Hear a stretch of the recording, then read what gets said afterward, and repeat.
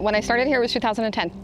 We averaged about 100 cars a month then, and that was astronomical for us. Now we're at like 200, 230 a month generally. It's no small shop. It is a monster. It's fun though. I started here.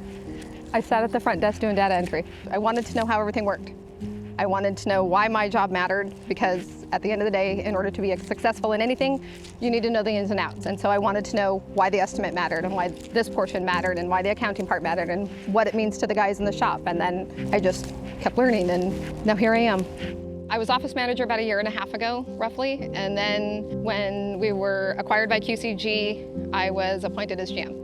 Made it an easy transition. The techs had my back. They always have my back, and they give me 110% every day. I was pulled in the Friday before by the previous owners, and they said, hey, we designated you. We think that you are the best one to run the shop. You have learned from us. They've taught me everything that I know, and they built this team. And I still stand for the same stuff that they stood for. We want to provide quality work, exceptional customer service, and we want to maintain an OEM-centric shop. What was it like taking over?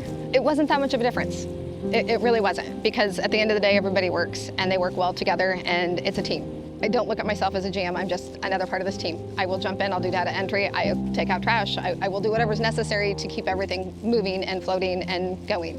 Just a title at the end of the day. I love where I'm at. I like being able to go down and talk to the techs and find out what do we need to do and what can we do better.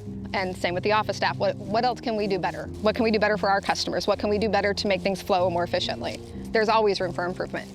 I don't plan on going anywhere.